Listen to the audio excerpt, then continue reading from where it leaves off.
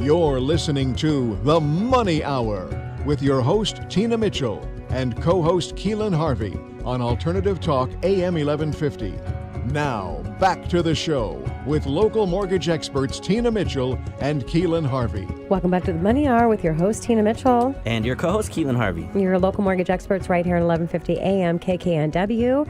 And we're here to help you build a strong financial blueprint 1 week and one show at a time. That's what the show is all about. And that's what you'll get from listening to our show. If you're hearing our show at a different time or day, you are listening to a rebroadcast. But to connect with the guests that we have in studio today, please call the show at 1-855 400-1150. Again, that's 1-855-400-1150 or online at themoneyhour.com. And in studio right now, we have Darin and Carly DeHaan with DCD Property Group, Internet Tools, and Online Search Engines. Thank you so much, both of you, husband and wife team. I love it for coming in today. Thanks for having us. Thanks so much. And a little bit about Darin and Carly. They have 17 plus years in the industry. Clients trust their expertise to secure the right project for their needs. They pride themselves on using their own skills in advertising, budgeting, negotiating, planning, and sales to the best service their clients. Their goal is to become your personal real estate consultants for life. So, Carly, which I had the pleasure of meeting you. I've known Darin for like 20 years. So, I mean, fantastic team you guys make. And thank you again for coming on the show. Thank you. Carly, let's start with you. What's the first thing that you want buyers in the area to know? Well, they all seem to be pretty intimidated when beginning the search for a realtor or a broker. I think that stems from the misconception that they have to pay us.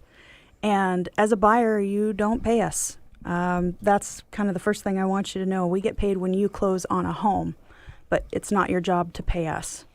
Yeah, and that's an important part of the process that it is surprising a lot of buyers don't realize that. Right.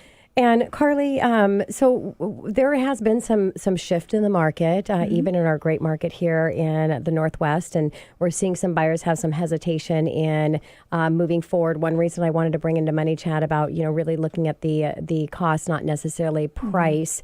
Obviously, if we can get the best of everything and we know when to do that, jump in. But what are you seeing the reason for some of the hesitation? I think a lot of people were affected by 2008. And even if you didn't actually lose anything, there's still the fear of history repeating itself. There's also, from what I have found, I guess not everyone has experienced this, but I have found that there's a general mistrust of real estate brokers. I think it does stem from the 2008 crash. But really, it was the lenders that were the ones doing the wrong were thing. the bad ones. Carly, Yeah. hey now. We were so bad. Yeah. But I think, And I worked at Countrywide, by the way, back in that day. Oh, so did you? Wow. yeah. Okay. Oh, Okay. boy. Yeah, whole nother conversation. Tina did it. Tina's fault. But truly, I think brokers were the face of it, because who do you think of when you think buying a house? You think of the brokers. You don't think of the people behind the scenes who are trying to make everything else line up. Yes. So I think that's the general mistrust, I think. And it is causing people to look at other avenues when buying and selling, including the online search engines and internet tools. Yeah. Yeah, we see some of that on both sides of the industry. I won't name names, but definitely. So, do you think these online tools are helpful to the industry, the big box type folks on either side? Yeah, Keelan, there's a couple of schools of thought in this area. On the upside, buyers and sellers have much better access to information, like market listings for sale by owners, homes for rent, foreclosures, and property specifics. But therein also lies the issue, however, as the information is rarely accurate or up to date. Another issue we've come across is that many agents who pay to be promoted on these sites do not know the area or the listings they receive calls on. Agents can often purchase zip codes and become an expert overnight in that area. Were you going to say something, Keelan? I was thinking about it, but Today's just all about you roll, interrupting Tina. each other. I know, that's no, okay. you go ahead. Guys, go first. Well, we talked about this before. Geez, now I feel rude. See how she teed me up there, and then I just went. I just fell for that so bad. Good Lord. Oh, I open doors for ladies and things. Come on, that's rude for me. I'm English. That's messed up. It's against my code. Anyway, so we talk about that a little bit. Everything is very specific, and I think, and I'll just name names, Zillow and stuff, they're fantastic for what they do in that kind of search engine, but it's tough because there's a lot of details per home. There's a lot of things and little, ins and outs of areas, and and unfortunately, they're just pulling data. So there can be mistakes with data, too. So talk to a professional like these two and figure out what the heck your home's actually worth, right? Yeah, so Darin, what are those mistakes? Well, some of the inaccuracies we've seen, the majority of estimates of buyers and sellers come up with using those robo-valuation. Unfortunately, these valuations mislead both buyers and sellers and make brokers like us, our jobs more difficult. Some of these sites will set you on their inflated prices simply to get the listing. Some simply don't care about selling your home because they just want the sign in the ground for advertisement. Yeah, one of my listings this past summer, actually on Redfin she was dead set on using a Redfin agent, and I was able to sway her to the good side, I guess you want to say. Sorry, I'm hitting hard. But on Redfin alone, this house swung from $290,000 to $350,000 back to $325,000 all within 1 month. Wow. And so it was my job to convince her that, no, we should list here, and then it would go up, and she'd go, well, but what about this? And I mean, just back and forth. And it can sometimes be very challenging to bring a seller back down to earth when they see an estimate for $400,000 for their home, when comps actually are showing $350,000 or lower.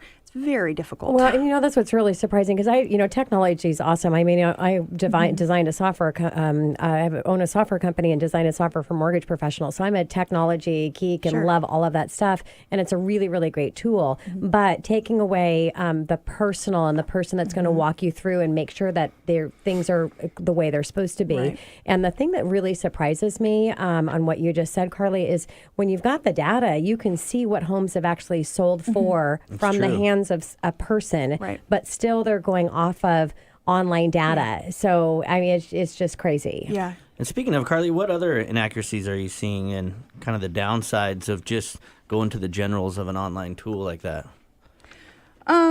Well, I just want to make sure we're clear. Not all online tools are inaccurate or lacking updated information. Some sites are connected to the multiple listing service, and they take as little as 15 minutes or less than 15 minutes to update frequently.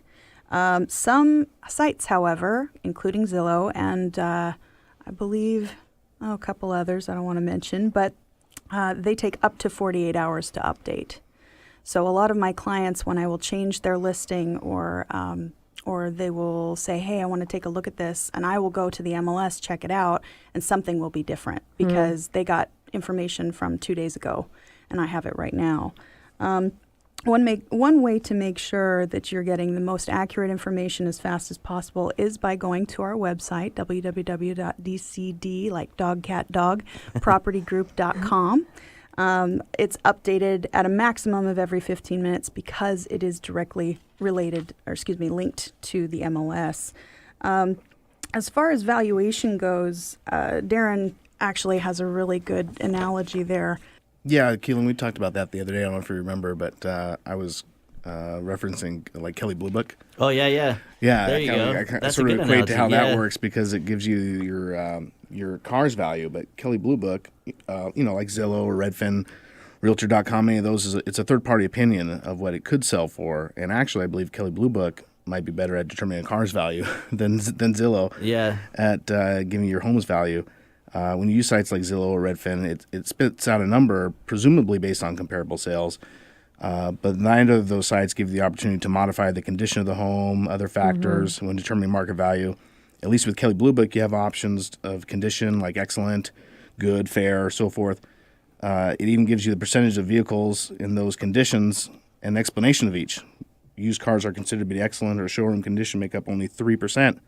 The equivalent of this in real estate would be completely remodeled or a new construction home, meaning most homes, like cars, are likely to be good or average, which is maybe 80% of the market, leaving the rest to fall in fair or poor or fixer categories.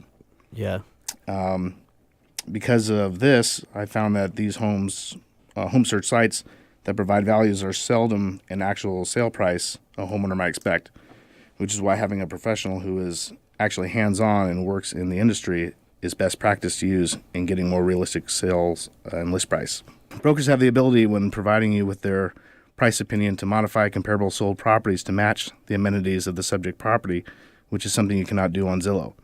I often tell my clients when they bring up a Zillow or Redfin estimate that just like Kelley Blue Book won't buy your car for the price they state it's worth, Redfin isn't going to buy your house. Yeah. That's, and to be fair too, it's not even really their fault. I mean, at the end of the day, they just collect data. That's what software does, right? Yeah. It just collects data from these multiple areas and things, Right. and there's no way with that much information to be precise and drill into it Right. at all. So, I mean, it's just the nature of the beast, right? It's a tool, and it's a great tool to have in conjunction with getting all of the actual data. So, Darin, and a lot of people want to get a discounted price for something, and with most services, with a discounted price, you're getting a discounted service or a discounted quality. I mean, that kind of typically goes hand in hand. In real estate, what would you say to somebody that's looking at using a discounted brokerage to sell their home? Good question. Sellers are usually so concerned about the money they are, quote unquote, giving up rather than focusing on the amount they will net. By using a skilled broker who will give you and your property the attention you deserve, sellers end up taking more money home at the end of the day. In our experience, 50% of expired listings are from discount firms. So what's more important, how much you save in commission paid to brokers or how much you net from the sale of your house? The biggest complaint we've heard of listing with these online brokerages is that the listing agent is unavailable and will not respond to sellers' questions within a timely manner. It makes sense, though. What motivates someone to spend time and effort on a house that is listed too high when you have so many listings? Nothing. A broker with too many listings cannot give a seller the focus they and their property deserve, much like a teacher with too many students cannot give the individual attention needed to succeed. That's a good analogy.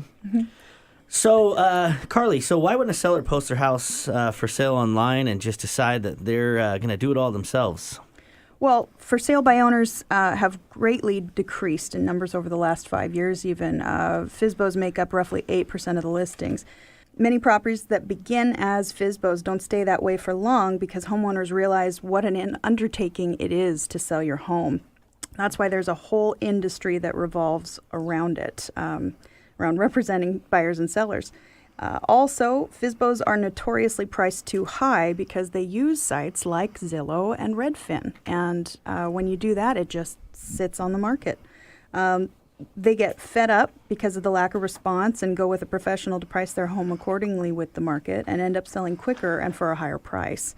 In our experience, those who hold out and do not list with the brokerage end up either out of despair or frustration, finally selling at a dramatically lower price and far longer time frame than they would have gone had they gone with a broker in the first place. Yeah, and as a great idea to do is when you're really interviewing a broker, get their stats and find out what their sales look like because everybody can provide data on what success that they've had in the market, and I think that's a really important part of the process. So, what excites you guys right now about real estate in this market that we're in? I mean, Carly, what gets you up every morning excited about helping your buyers and sellers? Or Darin? Oh boy. I would say my husband, he's been doing this for a very long time now, and he's worked in all the aspects of the industry, but he currently specializes in finding properties for builders, developers, and investors. He even likes to do projects from start to finish, like condo conversions and multi-unit construction. Oh, I thought you were the one that was in charge, Carly. She is. Honey. She is.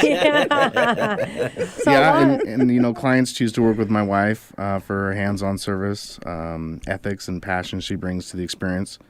She values her clients' trust above all, so transparency is key every step of the way. Yep.